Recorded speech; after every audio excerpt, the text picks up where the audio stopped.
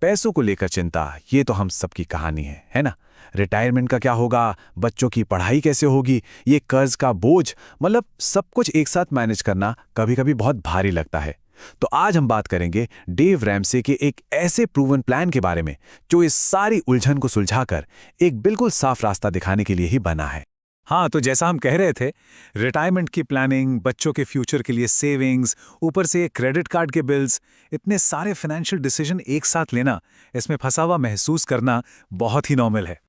और होता क्या है, जब इतने सारे ऑप्शन सामने होते हैं ना, तो एक चीज होती है जिसे कहते हैं एनालिसिस पैरालिसिस।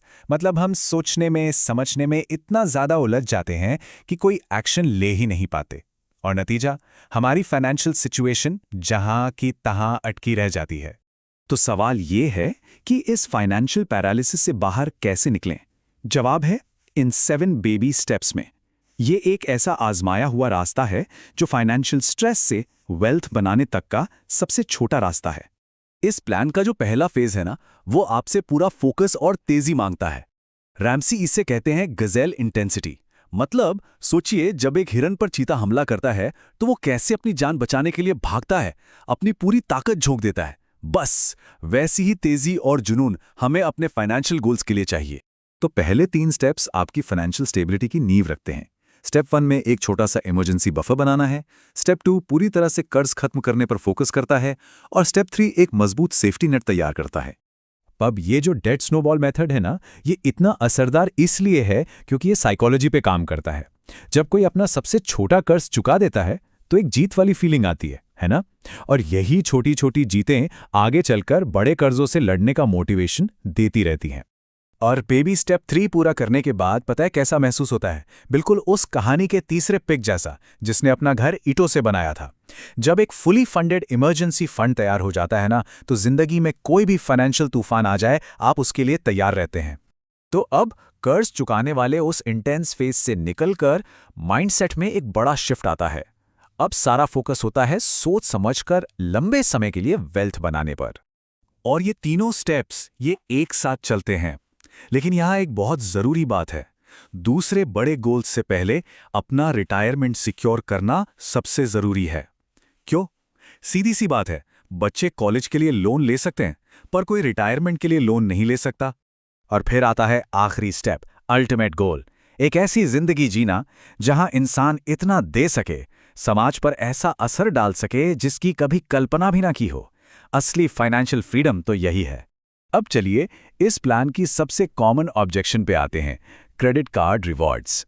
बहुत से लोग अपने क्रेडिट कार्ड्स सिर्फ इसलिए नहीं छोड़ते क्योंकि उन्हें पॉइंट्स का लालच होता है।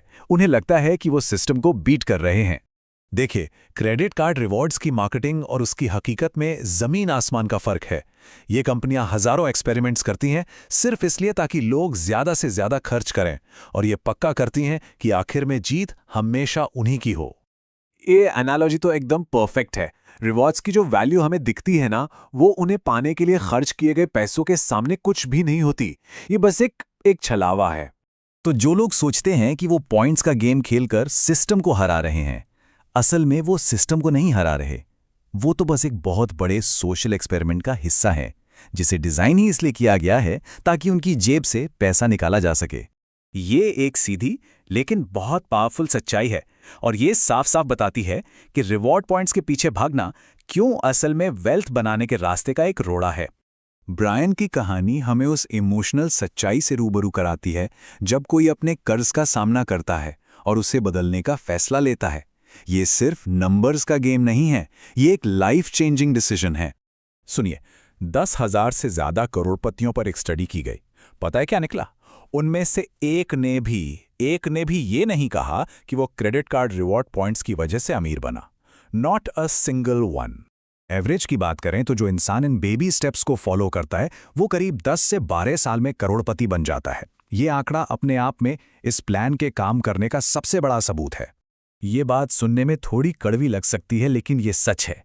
ये उस नॉर्मल सोच को चैलेंज करती है, पैसे और कर्ज के बारे में वो सोच जो ज्यादातर लोगों को अमीर बनने से रोकती है। तो हम आपको इसी एक सवाल के साथ छोड़कर जा रहे हैं। आपका जो करंट प्लान है वो आपको आज यहां तक ले आया है। क्या अब एक ऐसे प्लान को ट्राई करने का टाइम है जिसका काम करना प्रूवन है? फैसला आपका है।